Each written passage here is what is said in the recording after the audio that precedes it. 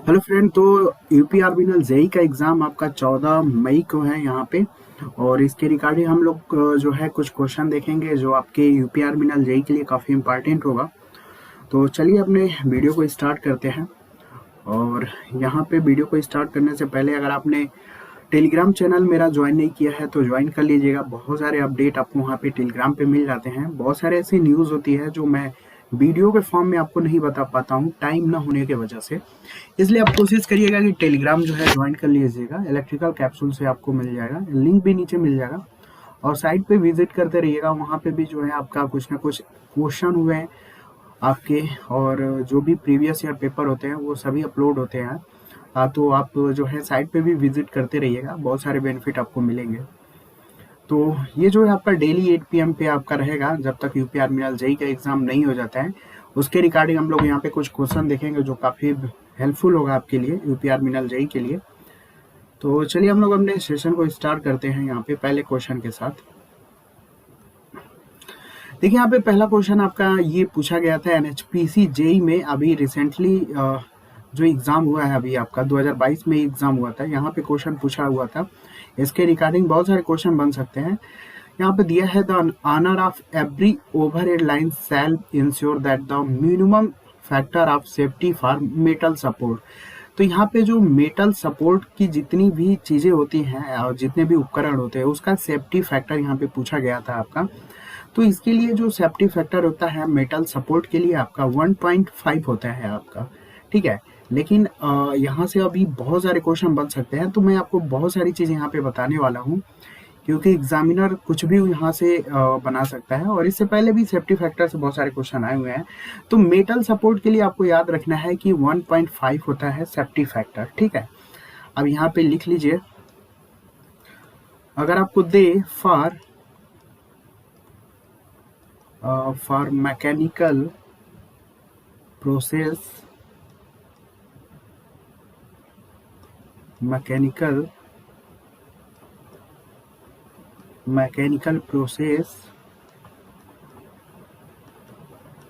Concrete type का अगर support दे। देखिए जब डाटा बेस्ड क्वेश्चन है इसमें आपका कोई कॉन्सेप्ट नहीं है, लेकिन डाटा भी आपके पास होना बहुत ज़रूरी होता है क्योंकि आज के टाइम में आप देख रहे हैं कि क्वेश्चन जो आ रहे हैं बुक से आपके मैच नहीं करते हैं बहुत सारे क्वेश्चन। तो डाटा बेस्ड क्वेश्चन को भाई आपको कहीं ना कहीं से कलेक्ट करना ही पड़ेगा क्योंकि डाटाबेस अगर आप नहीं करते हो तो कहीं ना कहीं काफ़ी लैग हो जाता है, ठीक है। For mechanically process concrete support के लिए अगर पूछता है, या फिर अगर आपका ये क्वेश्चन पूछ ले कि कंडक्टर टेंशन के लिए कितना सेफ्टी फैक्टर होगा, ठीक है। मैं यहाँ पे लिख दे रहा हूँ आपको ताकि प्रॉब्लम ना हो। आप यहाँ पे नोट डाउन कर लीजिएगा, ठीक है। अगर आप वीडियो बस देखते हो तो कोई मतलब नहीं होगा क्योंकि मेरे सीरीज में कोशिश यही रहती है कि आपको कुछ नया दिया जाए, उसके अकॉर्डिंग क्या बन सकते हैं सारी चीज़ें प्रोवाइड की जाए। तो आप कोशिश करिएगा कि नोट डाउन करिएगा, ना तो फिर कोई मतलब नहीं होगा आपका, ठीक है। अगर आपका कंक्रीट टाइप सपोर्ट देता है या फिर कंडक्टर का टेंशन का सेफ्टी फैक्टर देता है तो आपका 2 होगा, ठीक है। देखिए ये सेशन यूपीपीसीएल के लिए भी इम्पोर्टेंट है। मैंने जितने भी क्वेश्चन सेलेक्ट किए हुए हैं ये सब सभी एग्जाम के लिए इम्पोर्टेंट है आपका, ठीक है। तो इसके लिए आप याद रखिएगा। दूसरा याद रखिएगा आप हैंड मोल्डेड कंक्रीट सपोर्ट,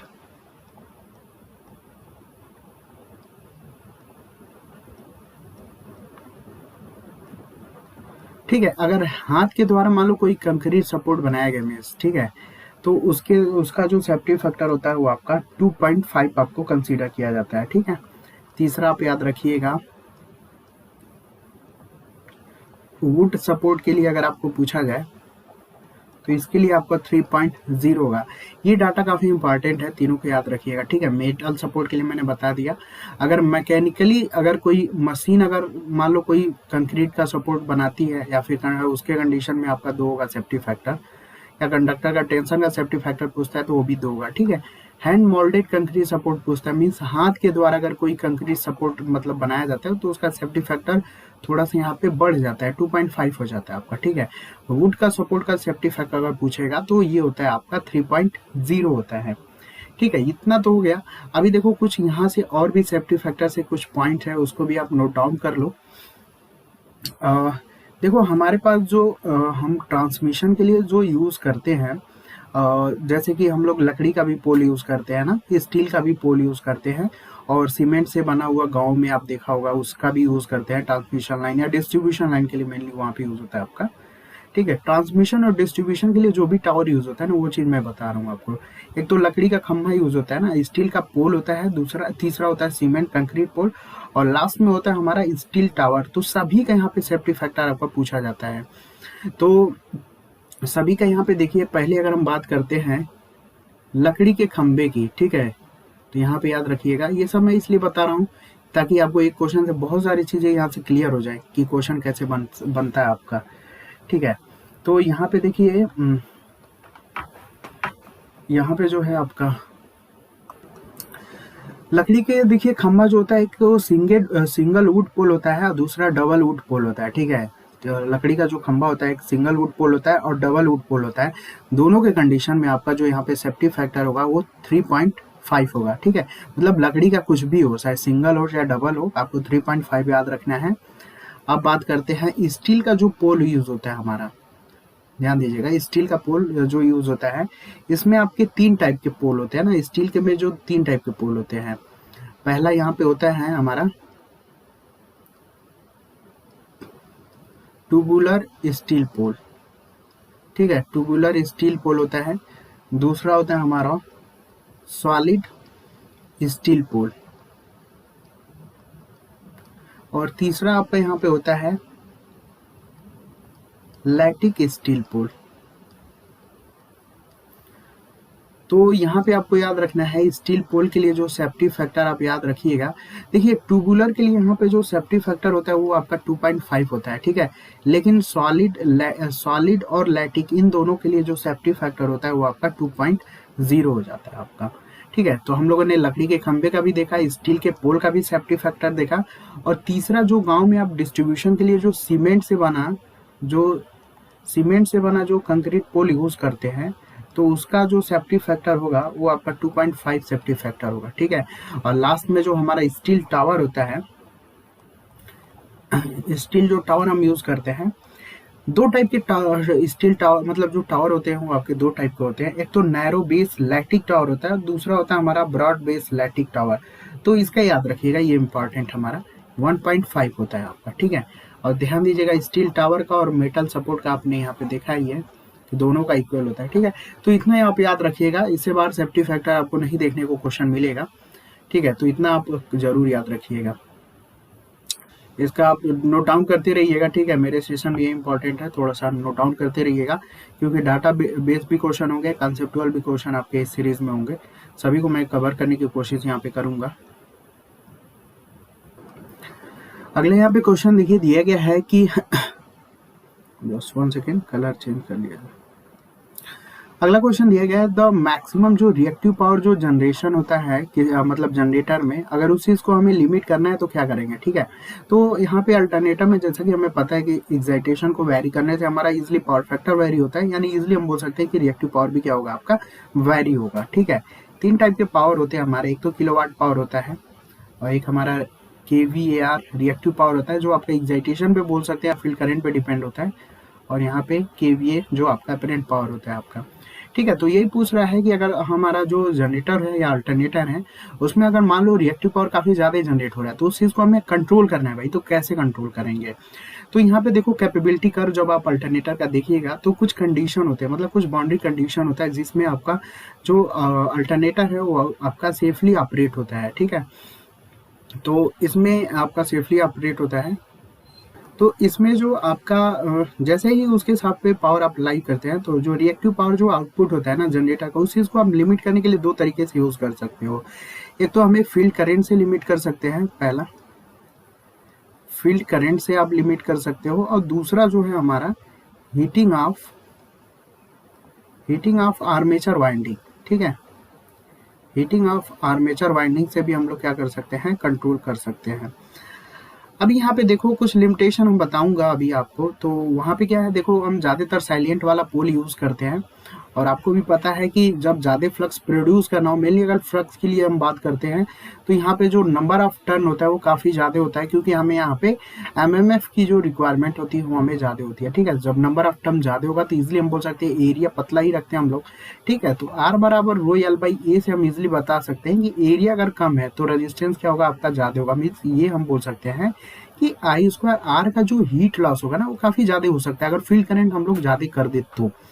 ठीक है, तो फील्ड करंट अगर आप ज़्यादा करेंगे तो कहीं ना कहीं आपका रोटर हीट हो जाएगा। ठीक है, तो उसी कंडीशन पे आपका ये पूछा गया है कि over heating of the rotor. थोड़ा सा क्वेश्चन को देखो घुमा के दिया गया है बस। ठीक है, यहाँ पे फील्ड वाइंडिंग, एक्साइटेशन ये सब आपको नहीं रखा गया है, इजिली आप ट्रिक कर दोगे। ठीक है, लेकिन थोड़ा सा क्वेश्चन इसी बेस पे आपका दिया गया है, हीट के बेस पे।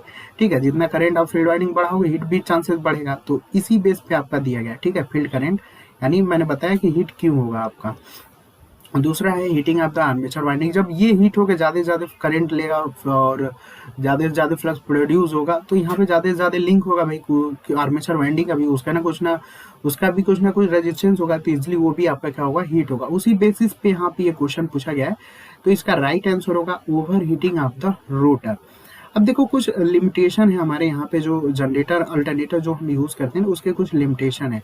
यहाँ पे मान लो जो अल्टरनेटर की जो रेटिंग होती है ना, और अल्टरनेटर की जो रेटिंग होती है, अगर हम मेगा वोल्ट एम्पियर की जो लोडिंग देते हैं वो जनरेटर की रेटिंग से ज़्यादा नहीं होना चाहिए। ठीक है, अगर ऐसा होता है तो हमारा आर्मेचर जो होगा, आर्मेचर मतलब ज़्यादा हीट होगा।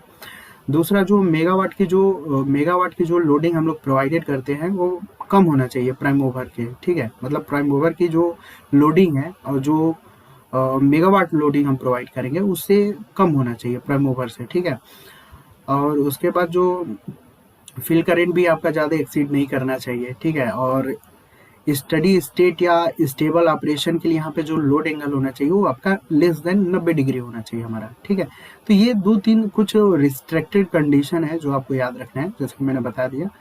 ठीक है,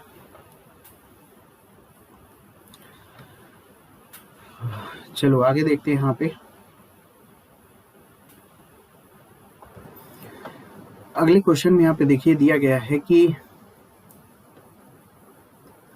जो वायरिंग सिस्टम यूज होता है ना इंडस्ट्री में हम किस टाइप की वायरिंग सिस्टम यूज करते हैं। तो देखो इंडस्ट्री में ज़्यादातर हमें आपने देखा होगा कि धूल गंदगी काफ़ी ज़्यादा होती है। इंडस्ट्री में बहुत सारे काम होते हैं, एक तरीके से मतलब गंदगी ज़्यादा होती है। ठीक है, मतलब बहुत सारे गैसेज होती हैं, तो उस टाइप के प्रोटेक्ट कर मतलब उस चीज़ से बचने के लिए उस टाइप की हमें वायरिंग भी चाहिए। ठीक है, तो नॉर्मली हम यहाँ पे जो है इंडस्ट्री में लेड सीटेड वायरिंग ज़्यादातर यूज़ करते हैं। ठीक है, और इसका मेनली रीज़न ये है कि लेड सीट वायरिंग जो हम कॉमनली इंडस्ट्री में यूज़ करते हैं ना, ये एक तरीके से प्रोटेक्शन प्रोवाइड करता है हमारा।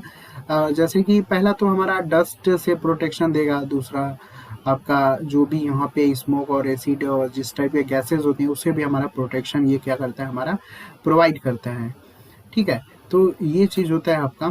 और यहाँ पे देखो कुछ वायरिंग होती है, उनको ईजिली आप जो बिगनर हैं वो थोड़ा सा याद रखिएगा।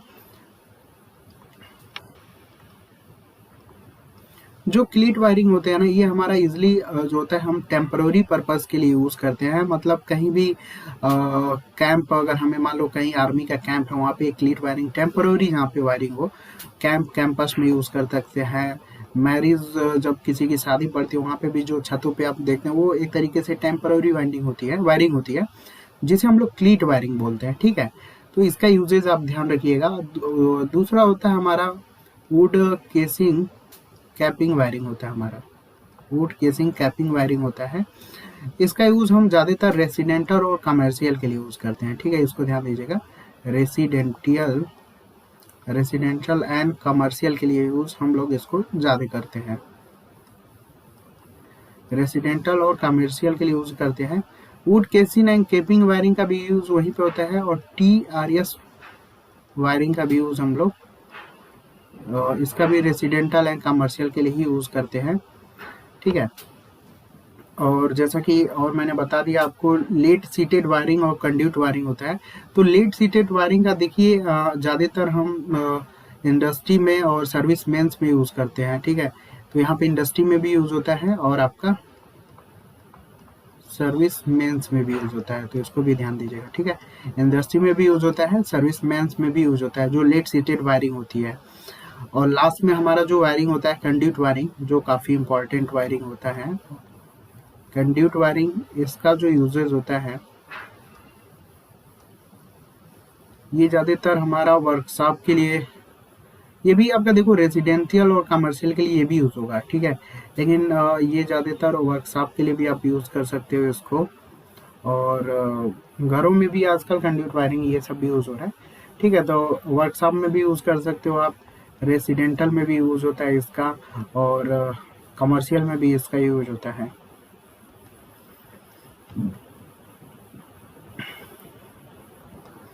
ठीक है, तो इसको ध्यान दीजिएगा। चलिए नेक्स्ट चलते हैं। तो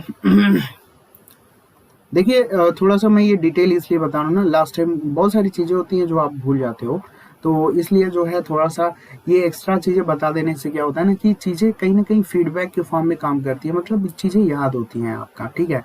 अभी यहीं पे क्वेश्चन दे दे कि रेजिडेंटल कमर्शियल के लिए कौन सी वायरिंग यूज़ करते हैं, तो वहाँ पे दे दो केसिंग, कैपिंग, टियासियर, ये सभी दे दे और ऑल ऑफ द एबव, तो बहुत लोग वहाँ पे गलती कर देंगे क्योंकि उनको लगेगा कि ऑल ऑफ द एबव तो होगा नहीं। लेकिन यहाँ पे देखो इन तीनों के केस में रेजिडेंटल और कमर्शियल दोनों के लिए यूज़ होता है, तो इसलिए मैं थोड़ा सा यहाँ पे कंफ्यूजन जो क्रिएट हो सकता है। देखो छोटे छोटे ही क्वेश्चन गलत हो जाते हैं ना, तो वही 10 से 15 क्वेश्चन गलत होते हैं जिसकी वजह से काफ़ी लैगिंग हो जाता है आपका। तो इसीलिए जो है इस टाइप के जो मतलब मेरा यही टारगेट रहता है कि जो भी आपका और भी जितने भी फैक्ट हैं वो सब बता दिया जाए ताकि इन फ्यूचर आपको मतलब प्रॉब्लम ना हो अगर क्वेश्चन घुमाए भी तो। चलिए नेक्स्ट अगले क्वेश्चन की तरफ चलते हैं। यहाँ पे अगला क्वेश्चन दिया गया है, deaeration of boiler feed water is done to reduce, ठीक है। तो जो बॉयलर में फीड वाटर रिटर्न में जो है डीरेशन का वर्ड जो यूज करते हैं, क्या चीज को रिड्यूस करता है हमारा। तो यहाँ पे जो होता है ना ये आपका एक तरीके से ये जो होता है आपका primary difficult in feed water, ठीक है। जो भी फीड वाटर पंप में हम इकोनोमाइजर के लिए देते हैं ना, फीड वाटर पंप यूज करते हैं इकोनोमाइजर के लिए, आपका जो फ्यूल गैसेस होती हैं जिसका उसका यूज करके हम बॉयलर की एफिशिएंसी को इंक्रीज करते हैं। तो यहाँ पे जो बॉयलर होता है इसमें फीड वाटर में जो हम ड्यूरेशन का जो यूज करते हैं ना, मेनली फीड वाटर पंप में जो भी डिफिकल्टी ना है उस चीज को रिड्यूस करने के लिए हम लोग यूज करते हैं, ठीक है। तो ये नॉर्मली क्वेश्चन है, ज्यादातर पहले इकोनोमाइजर बहुत पूछा हुआ है, हो सकता है ये क्वेश्चन पूछ रही है इसलिए मैंने इस टाइप के क्वेश्चन को यहाँ पे रखा हुआ है, ठीक है। क्योंकि फीड वाटर का तो ज़्यादा यूज़ हमारा इकोनोमाइजर के लिए यूज़ होता है ना, जो भी दग्ध गैसेज निकलती हैं आपका सुपर हीटर से, उसके थ्रू हमारे इकोनोमाइजर में जो भी पानी होता है वो गर्म होता है और फिर वो डायरेक्ट इकोनोमाइजर से हम लोग कहाँ उसको फीड कर देते हैं, डायरेक्ट बॉयलर में फीड कर देते हैं ना उस पानी को, ठीक है। तो इस वजह से हमारी इफिशियंसी जो होती है प्लांट की वो थोड़ा सा इंक्रीज हो जाती है। तो वही क्वेश्चन यहाँ पे फीड वाटर से घुमा के पूछा है कि जो ड्यूरेशन का जो यूज होता है वो कहाँ पे होता है, तो फीड वाटर पंप की जो भी डिफिकल्टी हो ना उस चीज को रिड्यूस करने के लिए यूज करते हैं हम लोग। तो इस टाइप के क्वेश्चन देखो मैं आपके पास लेकर आ रहा हूँ ताकि आप लोगों का थोड़ा सा यहाँ पे कुछ अलग टाइप के भी क्वेश्चन मिले देखने को, कहाँ से क्वेश्चन बन सकता है ये सब का भी थोड़ा सा आपको आइडिया हो। देखो अगला भी क्वेश्चन आपका देखा नहीं होगा लेकिन आपके सब्जेक्ट से ही है, जैसा कि इस टाइम क्वेश्चन भी ट्रेंड में चल रहा है। पार्शियंस जो लॉ होता है ये एसोसिएट विथ, तो देखो जब आप ये क्या बोलते हैं वेल्डिंग जब आप पढ़िएगा तो वहाँ पे जो दो इलेक्ट्रोड होते हैं और उनको उनके बीच में आर्क को प्रोड्यूस करने के लिए हमें कुछ ना कुछ वोल्टेज की रिक्वायरमेंट होती है, ठीक है। वो जो वोल्टेज होता है ना उसका इक्वेशन अगर हम बात करें तो 24.22 होता है और ये होता है आपका 239 इंटू पी होता है। पी जो होता है एक तरीके से प्रेशर है आपका, ठीक है, प्रेशर है। और एक होता है आपका डी, तो जो डी है ना वो आपका डिस्टेंस है दोनों इलेक्ट्रोड के बीच का, ये पहला इलेक्ट्रोड है ये आपका दूसरा इलेक्ट्रोड है, इन दोनों के बीच की जो दूरी होती है ना वो सेंटीमीटर में हम रिप्रेजेंट करते हैं, तो वो आपका डिस्टेंस को दिया हुआ है। और नीचे हो जाएगा आपका 760/T। ये इक्वेशन मैं इसलिए लिख रहा हूँ ना कि हो सकता है इक्वेशन भी दे दे, क्योंकि बहुत सारे अभी आपने देखा होगा एग्जाम अगर आप एनालिसिस किए होंगे पेपर का तो बहुत सारे डाटाबेस इस टाइप के क्वेश्चन आ जा रहे हैं जो आपके बुक में भी नहीं है और कहीं ना कहीं आपको क्वेश्चन वहां से पूछ ले रहा है। तो देखियो क्वेश्चन तो कहीं से जब नहीं पूछा जा रहा है, सारे स्टैंडर्ड बुक से ही क्वेश्चन है, ठीक है। थोड़ा सा बुक का स्टैंडर्ड बढ़ गया आपका, ठीक है। सभी के सभी क्वेश्चन आपके बुक से ही है क्योंकि सारा एग्जाम तो TCS ही करा रही है और मैं भी पूरा पेपर का एनालिसिस करता रहता हूँ, इसलिए मैं ये सारी चीज़ें आपको प्रोवाइड कर पाता हूँ, ठीक है, तो पेपर एनालिसिस इसलिए मैं करता हूँ। पी जो है प्रेशर है, तो कभी कभी क्वेश्चन पूछ लेता है कि प्रेशर को हम लोग किस में रिप्रेजेंट करते हैं, तो TORR टॉर में रिप्रेजेंट करते हैं, ठीक है। और ये क्या है, आपका टेम्परेचर है भाई, टेम्परेचर को इजिली हमें पता है कि केल्विन में रिप्रेजेंट करते हैं हम लोग, ठीक है। और ये डिस्टेंस है, तो ये आपका याद रखिएगा कि ये क्या है, आपका डिस्टेंस है। तो ये जो वोल्टेज होता है ना भाई, अगर दो दो इलेक्ट्रोड के बीच अगर हमें आकर प्रोड्यूस करना है, तो इसके बीच वोल्टेज होता है।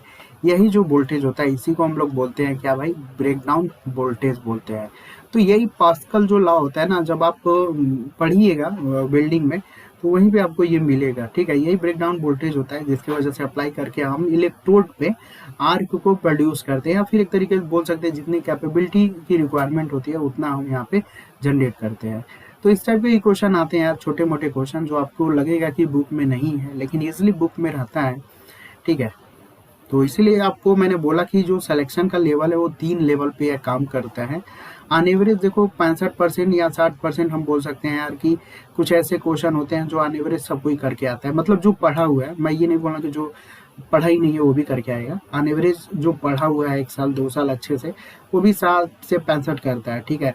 उसके ऊपर का जो लेवल होता है ना यार, थोड़ा सा उस टाइप के स्टूडेंट के लिए होता है जो थोड़ा अच्छे से एनालिसिस करके पढ़े, मीन जिनका कॉन्सेप्ट क्लियर है ये सब, तो वो लोग जो है इस वाले लेवल में आते हैं, और फाइट मेनली इसी लेवल में है, ठीक है।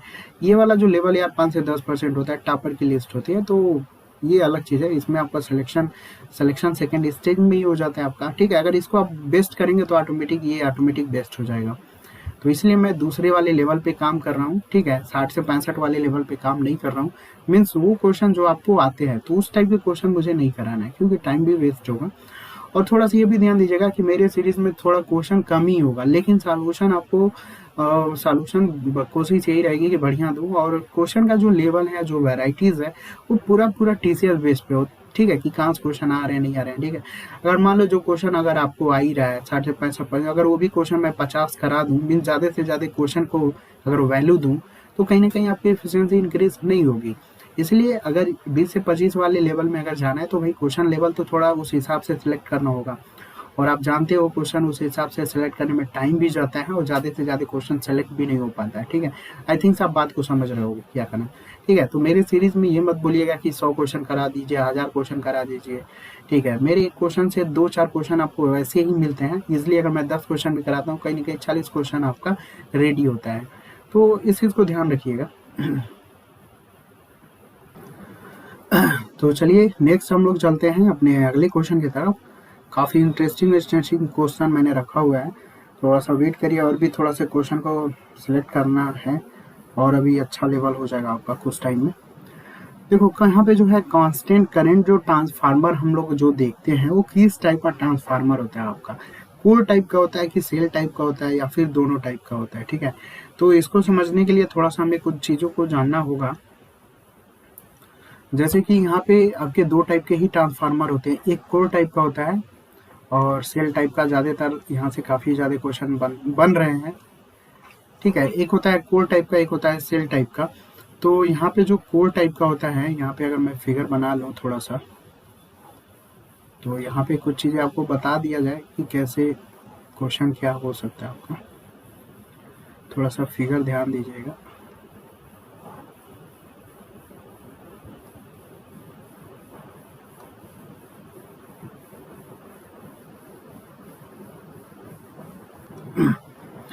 तो यहाँ पे देखो मैंने जो है फिगर बना दिया हुआ है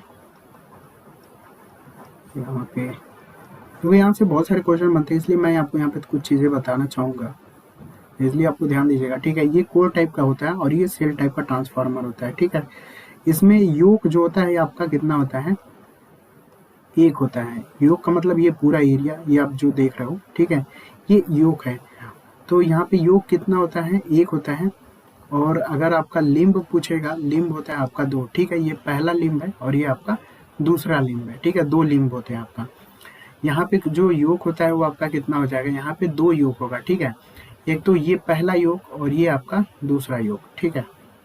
2 योग हो गया, मतलब ये पहला और ये दूसरा योग।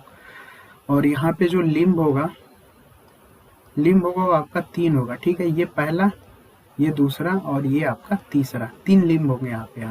ये पहला होगा, इसको लेकर दूसरा और इसको लेके तीसरे, यहाँ पे 3 लिम्ब होंगे आपका, ठीक है।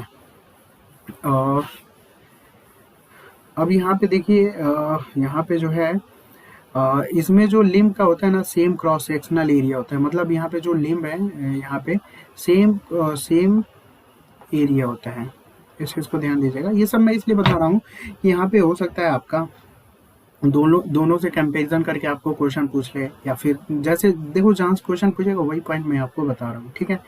तो यहाँ पे सेम क्रॉस सेक्शनल एरिया होता है, और इसमें जो होता है आपका सेम क्रॉस सेक्शनल एरिया नहीं होता है, ठीक है। इसमें जो आउटर लिम्ब है मीन्स बाहर वाला, और जो अंदर वाला है इसका जो एरिया होता है थोड़ा सा अंतर होता है। तो यहाँ पे लिख लीजिएगा एरिया नॉट इक्वल, ठीक है। ये एरिया इक्वल नहीं होता है आउटर का और इनर का, मीन्स आउटर का थोड़ा सा मोटा होता है, अंदर का थोड़ा सा पतला होता है, ठीक है। और यहाँ पे जो है लीकेज फ्लक्स जो होता है आपका, जो फ्लक्स है आपका, जो लीकेज फ्लक्स होगा वो ज़्यादा हो जाता है आपका, ठीक है। जैसे पावर ट्रांसफ़र की जो कैपेबिलिटी होती है वो थोड़ा सा कम हो जाता है, ठीक है। लीकेज फ्लक्स यहाँ पे ज़्यादा होता है कोर वाले में, क्योंकि यहाँ पे जो रहता है यहाँ पे जो फ्लक्स, जैसे ही आप यहाँ पे करंट मतलब फ्लो होगा, उसके बाद यहाँ पे नंबर ऑफ टर्न होता है, और करंट फ्लो का number of turn into MMF produce होगा। तो यहाँ पे जो है सारी की सारी जो फ्लक्स होती है ना, इस कोर से ना होके कुछ बाहर से भी जो है अपना पाथ को प्रोवाइड करती है, ठीक है। इसलिए हम बोल सकते हैं एक तरीके से एयर का रिलक्टेंस ज़्यादा होता है इसलिए। और यहाँ पे क्या होता है ना कि पूरा का पूरा जो फ्लक्स होता है ना वो कोर में ही मतलब फ्लो होता है या प्रोड्यूस होता है, जिसकी वजह से यहाँ पे रिलक्टेंस कम होता है। तो यहाँ पे लीकेज ज़्यादा होता है कोर में, पावर ट्रांसफर कैपेबिलिटी लो हो जाती है, और यहाँ पे जो लीकेज फ्लक्स होता है ना वो आपका कम होता है, जिससे पावर ट्रांसफर की जो कैपेबिलिटी होती है वो हमारे यहाँ पे क्या हो जाती है, ज़्यादा हो जाती है। जो कॉपर की रिक्वायरमेंट होती है वो काफ़ी यहाँ पे ज़्यादा मतलब रिक्वायरमेंट लगती है, क्योंकि यहाँ पे जो एरिया सेम होने की वजह से जो है इक्वल चाहिए आपका। यहाँ पे तो बीच में ही आपको वाइंडिंग करना है, और बीच का थोड़ा सा एरिया कम होता है, इसके वजह से यहाँ पे कॉपर की जो रिक्वायरमेंट होगी, मतलब जो कॉपर वाइंडिंग की वो थोड़ा सा यहाँ पे ज़्यादा होगी, और यहाँ पे जो कॉपर वाइंडिंग की जो रिक्वायरमेंट होगी वो आपका कम होगी, ठीक है। और ये जो होता है आपका हाई वोल्टेज,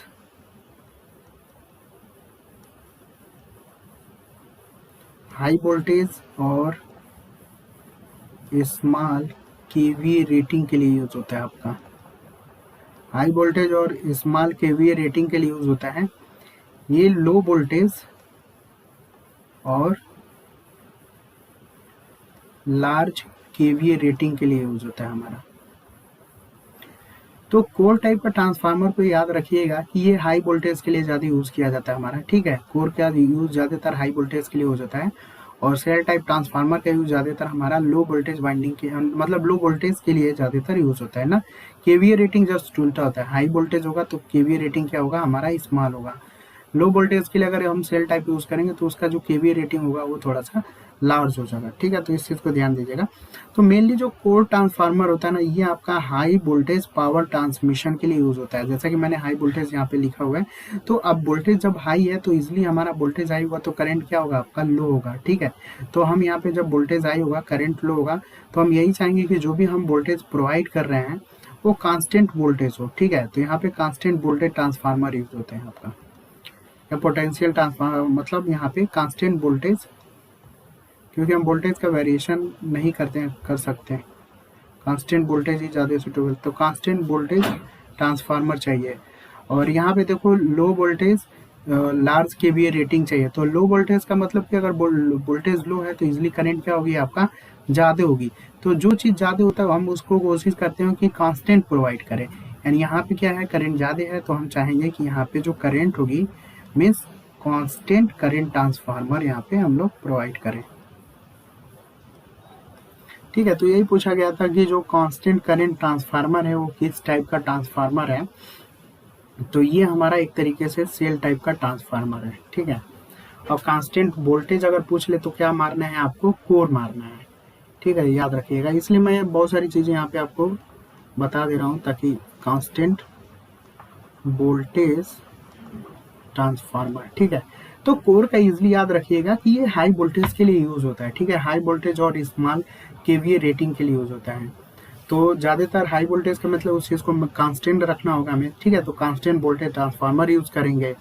और सेल टाइप में जो होता है लो वोल्टेज होता है, यानी low voltage means high current. ये ट्रांसफार्मर रेशियो आप पढ़िएगा, N2/N1 होता है और V2/V1 होता है और I1/I2 होता है। इसी बेस पे ये मैं बता रहा हूँ कि अगर वोल्टेज लो है तो करंट क्या होगा आपका, हाई होगा, ठीक है, ट्रांसफॉर्मेशन रेशियो से।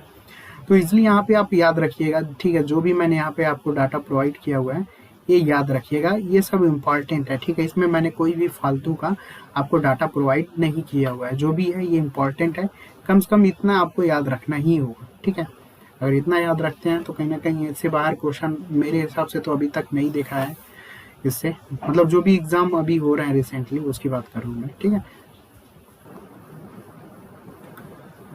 चलिए अगले क्वेश्चन की तरफ चलते हैं। अगला यहाँ पे क्वेश्चन देखिए दिया गया है कि if one of the control spring of a permanent magnet moving coil ammeter is broken, ठीक है। अगर मान लो कंट्रोल स्प्रिंग ही अगर ब्रोकन टूट गया, then one being connected it will read, मतलब ये क्या रीड करेगा। तो कंट्रोल स्प्रिंग से क्या होता है ना कि करंट फ्लो होता है आपका डिफ्लेक्टिंग टार्क के लिए, अगर वही मतलब टूट गया तो इसलिए हमारा डिफ्लेक्टिंग क्या हो जाएगा, जीरो हो जाएगा। तो इसलिए हम बोल सकते हैं कि यहाँ पे जो रीड होगा वो आपका क्या होगा, आपका जीरो होगा। तो पीएमसी टाइप का जो इंस्ट्रूमेंट होता है मेनली हम यूज़ करते हैं इसका, पीएमसी टाइप का जो इंस्ट्रूमेंट होता है ये डीसी के लिए ज़्यादातर हम लोग इसका यूज़ करते हैं हम लोग, ठीक है। अगर मूविंग आयरन की बात करते हैं अट्रैक्शन या रिपल्सन के लिए, तो ये ज़्यादातर एसी और डीसी दोनों के लिए हम लोग यूज़ करते हैं, ठीक है। इसी तरीके से अगर हम रेक्टिफायर टाइप के इंस्ट्रूमेंट की बात करते हैं तो ये भी जो है एसी और डीसी दोनों के लिए यूज़ होता है। और इंडक्शन का जो होता है ना, इंडक्शन टाइप के जितने भी मीटर होते हैं वो आपका एसी पे सिर्फ आपका म्यूज़र होता है, ठीक है। और इसी तरीके से हम बात करते हैं थर्मोकपल का, तो थर्मोकपल भी जो होता है वो आपका एसी और डीसी दोनों क्वांटिटी को क्या करता है, रीड करता है, ठीक है। एक चीज़ यहाँ पे ध्यान दीजिएगा, एक्यूरेसी से क्वेश्चन अगर पूछेगा तो एक्यूरेसी जो होती है सबसे हाईएस्ट एक्यूरेसी की अगर हम बात करते हैं तो हाईएस्ट एक्यूरेसी जो होती है वो हमारा पीएमसी टाइप का इंस्ट्रूमेंट की होती है, ठीक है। तो सबसे हाईएस्ट तो पीएमसी की होती है और सबसे कम पूछ ले तो आपका होता है इंडक्शन का, ठीक है। तो यहाँ पे देखो ये भी याद रखिएगा, ये क्वेश्चन अभी रिसेंटली किसी एग्जाम में देखा है मैंने। तो ये इंडक्शन का जो होता है एक्यूरेसी थोड़ा सा लो होता है, ठीक है। उसके बाद एक्यूरेसी होती है हमारी सबसे ज़्यादा मूविंग आयरन की, और मूविंग आयरन से सब उससे भी ज़्यादा होता है हमारा पीएमएमसी टाइप के इंस्ट्रूमेंट का। तो ये एक्यूरेसी का मतलब एक तरीके से है आपका बढ़ता हुआ क्रम एक्यूरेसी का। तो सबसे ज़्यादा पीएमसी को याद रखना है, सेकंड पे एमआई टाइप का इंस्ट्रूमेंट की एक्यूरेसी होती है, और थर्ड पे जो होता है आपका इंडक्शन टाइप का जो भी इंस्ट्रूमेंट आप यूज़ कर रहे हैं ना उसकी एक्यूरेसी होती है आपका। तो चलिए नेक्स्ट चलते हैं।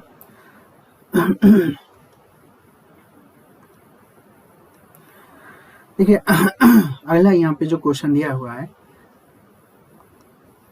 जो प्रेशर कॉइल होता है इंडक्शन टाइप का एनर्जी मीटर का, वो क्या होता है। तो इंडक्शन टाइप एनर्जी मीटर, ठीक है, तो इसका हाईली इंडक्टिव होता है, इस चीज़ को ध्यान दीजिएगा। और यहाँ पे जो है हाई रेजिस्टिव पूछा है तो ये वाट मीटर के केस में होता है आपका, ठीक है, इस चीज़ को ध्यान दीजिएगा। वाट मीटर के केस में जो आपका जो प्रेशर कॉइल होता है वो आपका हाई रेजिस्टिव होता है वाट मीटर के केस में, ठीक है। लेकिन यहाँ पे इंडक्शन टाइप एनर्जी मीटर, यानी आपको याद रखना है कि एनर्जी मीटर के लिए अगर प्रेशर कॉइल पूछेगा तो वो ज़्यादातर आपका हाई इंडक्टिव होता है। तो दो वर्ड मतलब दोनों में कंफ्यूज मत होइएगा, ठीक है। वाट मीटर के लिए ज़्यादातर हाई रेजिस्टिव चाहिए हमें, ठीक है, क्योंकि यहाँ पे वाट मीटर जो होता है एक्टिव पावर को मेजर करता है, ठीक है। और जो आपका एनर्जी मीटर में जो प्रेशर कॉइल होता है वो आपका ज़्यादा से ज़्यादा हमें नंबर ऑफ टर्न प्रोवाइड करते हैं रिफ्लेक्शन के लिए। तो वहाँ पे ज़्यादा से ज़्यादा नंबर ऑफ टर्न की वजह से रिएक्टेंस बढ़ जाता है, जिससे हम वहाँ पे हाईली इंडक्टिव का केस ले सकते हैं, ठीक है। तो ये दो वर्ड है आपका, थोड़ा सा कंफ्यूज मत होइएगा इन दोनों में। अगले यहाँ पे क्वेश्चन देखिए दिया गया है कि जो सुपरपोजिशन थ्योरम होता है can be use to compute easily. हम किस चीज़ से मतलब सुपरपोजिशन थ्योरम से हम इजली क्या चीज़ मतलब ज्ञात कर सकते हैं आपका। तो इजली हमें देखो पता है कि जो सुपरपोजिशन थ्योरम होता है ये एक तरीके से लीनियर एक्टिव और बाइलेटरल नेटवर्क पे काम करता है हमारा। तो सुपरपोजिशन थ्योरम में या तो मान लो वोल्टेज सोर्स है, दो वोल्टेज सोर्स हो, या मान लो कोई एक करंट सोर्स हो, कोई एक पर्टिकुलर ब्रांच में करंट निकालना है, ठीक है। तो हम एक टाइम पे एक सोर्स को एक्टिव करके उसमें जो है करंट निकाल लेते हैं, फिर सेकेंड टाइम में एक को डीएक्टिव करके दूसरे को एक्टिव करके हम लोग फिर इसमें करंट निकाल लेते हैं। मतलब एक टाइम में एक सोर्स को कंसीडर करते हैं, सेकेंड टाइम में दूसरे सोर्स को कंसीडर करके पर्टिकुलर ब्रांच में करंट निकाल लेते हैं, जो आपका I1 प्लस I2 करके होता है, ठीक है। ये I1 जो है पहले सोर्स से करंट होता है, और जो I2 है वो आपका दूसरे सोर्स से करंट होता है ना। तो इस वजह से हम पर्टिकुलर ब्रांच में करंट निकालते हैं सोर्स को एक टाइम में एक्टिव और डीएक्टिवेट करके। तो यही आपका सुपरपोजिशन थ्योरम होता है, जिसमें हम देखो सुपरपोजिशन थ्योरम में इजिली हम वोल्टेज भी और करंट दोनों को कैलकुलेट कर सकते हैं, ठीक है। लेकिन यहाँ पे हम लोग पावर का कैलकुलेशन नहीं यूज करते हैं, क्योंकि जो पावर होता है वो आपका एक तरीके से स्क्वायर के फॉर्म में होता है आपका, ठीक है। Vp बराबर V स्क्वायर अपन R भी होता है, या फिर हम इजिली बोल सकते हैं कि I स्क्वायर R भी होता है। तो यहाँ पे जो सुपरपोजिशन थ्योरम होता है ये एक्चुअली जो होता है आपका ये लीनियर सर्किट पे काम करता है, ठीक है। तो स्क्वायर का फॉर्म आ गया, तो ये क्या हो गया, नॉन लीनियर हो गया आपका। तो इसलिए जो है आपका इजिली हम जे इम्पिडेंस को यहाँ पे इजिली कैलकुलेट कर सकते हैं, क्योंकि इम्पिडेंस बराबर होता है वोल्टेज अपन करंट, ठीक है। तो इम्पिडेंस बराबर वोल्टेज अपन करंट होता है, इजिली हम सुपरपोजिशन थ्योरम से करंट भी फाइंड आउट कर सकते हैं, वोल्टेज भी पर्टिकुलर में फाइंड आउट कर सकते हैं। इसकी वजह से वोल्टेज और करंट इजिली आप फाइंड आउट कर लेंगे, तो हम इजिली इम्पिडेंस को क्या कर सकते हैं, फाइंड आउट कर सकते हैं, ठीक है। तो यही चीज़ है, कुछ लिमिटेशन है हमारे सुपरपोजिशन थ्योरम के। और यहाँ पे देखो ये जो थ्योरम है can not be use power, ठीक है। सुपरपोजिशन थ्योरम जो है हमारा पावर के लिए पावर को मेजर नहीं करता है, ठीक है। This theorem can not be use measure power, ठीक है। ये पावर को can not be use to measure the power, लिख लीजिएगा, can not be use to measure power means ये पावर को कैलकुलेट नहीं कर सकता है। और दूसरा जो है ये हमारा not applicable unbalance bridge circuit, ठीक है। अनबैलेंस ब्रिज सर्किट के लिए भी हम भाई इसका यूज नहीं कर सकते हैं, ठीक है। जो जो कंडीशन है सब मैं आपको लिखा दे रहा हूँ, ताकि आपको कहीं भटकने की जरूरत नहीं होगी उतना, ठीक है। Can not be use to measure the power, power का भी यूज हम नहीं कर सकते हैं। और this theorem is not applicable to the unbalance bridge circuit, ठीक है। ये जो थ्योरम है वो आपका अनबैलेंस ब्रिज सर्किट पे भी काम नहीं करेगा, और ये अप्लीकेबल होगा आपका सिर्फ लीनियर के लिए। तो ये आपका applicable only to linear circuit, ठीक है। लीनियर सर्किट के लिए क्या होगा, अप्लीकेबल होगा, और नॉन लीनियर के लिए नहीं होगा, ठीक है। नॉट फॉर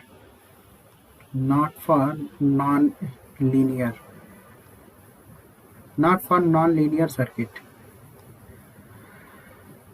और देखो भाई अगला कंडीशन ये होना चाहिए कि इसको अगर अप्लीकेबल करना है हमें सुपरपोजिशन थ्योरम को, तो कम से कम मोर देन वन सोर्स, ठीक है, मोर देन वन सोर्स। ये कुछ लिमिटेशन है भाई, ये मतलब सुपरपोजिशन अगर आपको लगाना है तो ये कुछ ना कुछ कंडीशन है वो आपको फॉलो करना ही होगा। और यहीं पे देखो क्वेश्चन पूछ लेता है कि वोल्टेज सोर्स अगर एक टाइम मान लो करंट सोर्स है, कोई सोर्स करंट सोर्स है और दूसरा वोल्टेज सोर्स है, तो एक टाइम में एक्टिव करना है, तो ये भी क्वेश्चन पूछता है कि करंट सोर्स को ओपन करते हैं कि शॉर्ट करते हैं, ठीक है। तो करंट सोर्स को हम लोग क्या करते हैं भाई, ओपन करते हैं, और वोल्टेज सोर्स को पूछेगा तो ये हम लोग क्या करते हैं, शॉर्ट करते हैं, ठीक है। तो ये चीज़ ध्यान दीजिएगा, ये भी क्वेश्चन पूछा गया है। और मैंने ये पूरा आपको बता दिया कि पावर के लिए यूज़ नहीं होता है, अनबैलेंस ब्रिज सर्किट में कुछ भी कैलकुलेशन के लिए अगर बोलता है तो वो भी यूज़ नहीं होगा, लीनियर सर्किट के लिए यूज़ होता है। और इसको यूज़ करने के लिए मोर देन वन सोर्स, ठीक है, applicable only for the circuit having the more than one source. एक से अधिक सोर्स होंगे तभी इजिली आप इसको जो है मतलब वो कर सकते हैं, ठीक है। बाकी तो बस यही आपका इतना याद रखिएगा। तो चलिए नेक्स्ट हम लोग देखते हैं यहाँ पे अगले क्वेश्चन की तरफ। अगला क्वेश्चन काफी इंपॉर्टेंट है, इस टाइप का क्वेश्चन हमने देखा भी होगा, बहुत सारे एग्जाम में यहाँ से क्वेश्चन बहुत सारे आते हैं आपके। Voltage buffer has the following characteristic, तो यहाँ पे वोल्टेज बफर के यहाँ पे कुछ कैरेक्टरिस्टिक दिए हुए हैं, आपको बताना है कि क्या है आपका, ठीक है।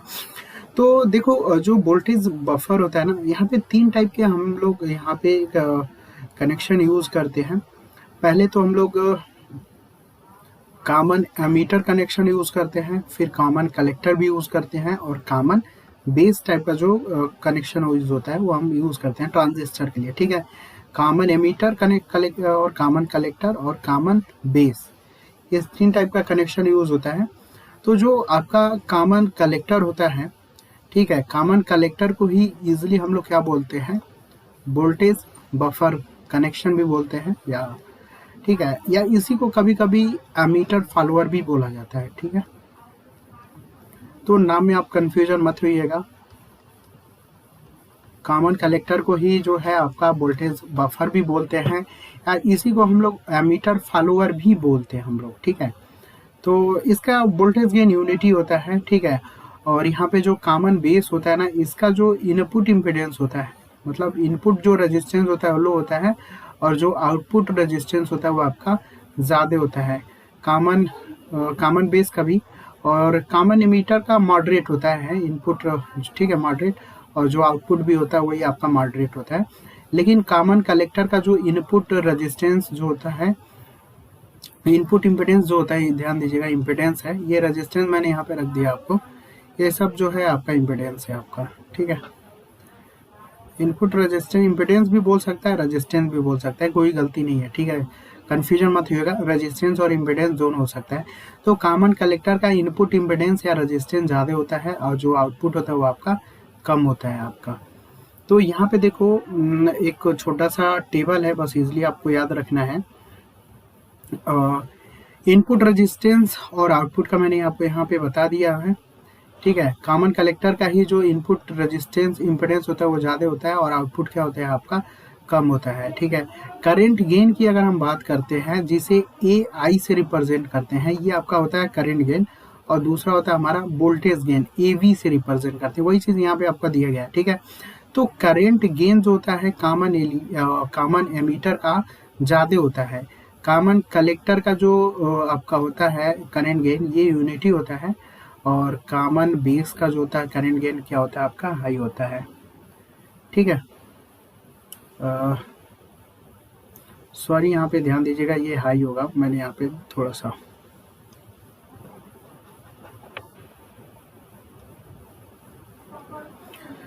ठीक है। करंट गेन जो होता है कॉमन एमीटर का काफ़ी हाई होता है, कॉमन कलेक्टर का वेरी हाई होता है, बस इस चीज़ को ध्यान दीजिएगा, वेरी हाई, मतलब सबसे ज़्यादा जो करंट गेन होता है वो आपका कॉमन कलेक्टर का ही होता है, और कॉमन बेस का जो होता है वो आपका लो होता है हमारा, ठीक है। ये क्या होता है, लो होता है आपका, यानी लो का मतलब यूनिटी होता है आपका जो करंट गेन होता है। वोल्टेज गेन जो होता है हमारा, इसका लो होता है हमारा, वोल्टेज गेन कॉमन कलेक्टर का लो होता है। लो का मतलब कहीं कहीं लो भी देगा और कहीं कहीं यूनिटी भी देगा, तो इस चीज़ को ध्यान दीजिएगा। ये काफ़ी किसी ए के एग्जाम में यहाँ पे कंफ्यूजन करके पूछा हुआ था, ठीक है। लो को यहाँ पे यूनिटी भी बोल सकते हैं यहाँ पे, तो इस चीज़ को आप ध्यान दीजिएगा। ये सारी चीज़ें मैं आपको इसलिए बता रहा हूँ ताकि ये सारी छोटी छोटी चीज़ें हैं, इजली गलती होती हैं, इसलिए मैं बता रहा हूँ आपको, ठीक है। वोल्टेज गेन जो होता है वो आपका कॉमन कलेक्टर का काफ़ी मतलब कम होता है, सबसे कम इसी का होता है, यानी लो होता है, जो हम यूनिटी बोल सकते हैं। बाकी कॉमन एमीटर का ज़्यादा होता है और कॉमन बेस का ज़्यादा होता है, ठीक है। आउटपुट रेजिस्टेंस की अगर हम बात करें तो मैंने बताया कि आउटपुट रेजिस्टेंस कॉमन एमीटर का जो आउटपुट होता है वो मॉडरेट होता है, ठीक है। और कॉमन कलेक्टर का जो होता है वो आपका लो होता है आउटपुट, और इसका कॉमन बेस का हाई होता है। तो ईजिली आप आउटपुट रेजिस्टेंस देख सकते हैं। कभी कभी फेज डिफरेंस भी पूछता है, तो इसका 180 होता है आपका कॉमन एमीटर का, कॉमन कलेक्टर का होता है आपका 0, और कॉमन बेस का भी होता है आपका 0। यहाँ से क्वेश्चन शायद बहुत सारे एग्जाम में पूछा गया है, ठीक है। मेन एग्जाम में ये क्वेश्चन आया हुआ है आपका, यूपीपीसीएल, यूपीआरबीएनएल, बहुत सारे एग्जाम में आया हुआ है, ठीक है। तो यहाँ पे देखो वोल्टेज बफर का पूछा था, तो इजिली कॉमन कलेक्टर को ही वोल्टेज बफर या एमीटर फॉलोअर बोलते हैं, जिसका अगर आप वोल्टेज गेन देखते हो तो वोल्टेज गेन क्या है आपका लो है, ठीक है। लो है मीन्स लो को यहाँ पे लो को 0 नहीं रखा है, ठीक है, यूनिटी रखा है। तो इजिली हम वोल्टेज गेन कितना है 1 है, यूनिटी हो गया। और आउटपुट रेजिस्टेंस आप यहाँ पे देखो तो आउटपुट रेजिस्टेंस यहाँ पे लो है, ठीक है, आउटपुट रेजिस्टेंस यहाँ पे लो है, तो इसको भी आप यूनिटी रख सकते हो, ठीक है। लेकिन यहाँ पे यूनिटी नहीं रखा है, यहाँ पे 0 रखा है, तो इस हिसाब से आपका तीसरा जो होगा वो आपका सही होगा। ठीक है, तो थोड़ा सा बस यहाँ पे लो में और यूनिटी में यहाँ पे आप थोड़ा सा ध्यान रखिएगा बस। ठीक है, यूनिटी को यहाँ पे आप 1 से रिप्रेजेंट कर सकते हैं, और बाकी ठीक है, यहाँ पे आउटपुट रेजिस्टेंस यहाँ पे 1 देता तो वो भी आपका सही होता। ठीक है, 1 ये भी दे दे और आउटपुट भी अगर 1 दे दे तो ये भी सही होता। ठीक है, क्योंकि यूनिटी का मतलब लो हुआ आपका, लो का मतलब इजिली 0 तो नहीं बोल सकते, लेकिन 1 से कम ही हुआ। ठीक है, तो इसलिए यहाँ पे आप इस चीज़ को थोड़ा सा समझिएगा। तो चलिए फ्रेंड, आज के इस सेशन में इतना ही रखते हैं। ठीक है, मेरे पास भी टाइम थोड़ा सा लिमिटेशन होता है, लॉन्ग टाइप के जो वीडियो है मैं उतना टाइम ना होने की वजह से उतना बना नहीं पाता हूँ, 1 से 1.5 घंटे का टाइम ही रहता है। लेकिन मेरा अगर लेक्चर आपका 40, 45, 50 जो भी इतना ही है, तो मोर देन मैं कोशिश यही करता हूँ कि जो आपको 10 ही क्वेश्चन कराऊँ, 20 ही क्वेश्चन कराऊँ, लेकिन उसके अकॉर्डिंग जो भी फैक्ट है वो सब क्लियर करते जाऊँ, ताकि जो भी क्वेश्चन अगर आपने रिवीजन भी नहीं किया, एक तरीके से रिवीजन भी हो जाएगा आपका, और कहीं ना कहीं किस तरीके से क्वेश्चन बनना है वो भी आपको पता चलेगा।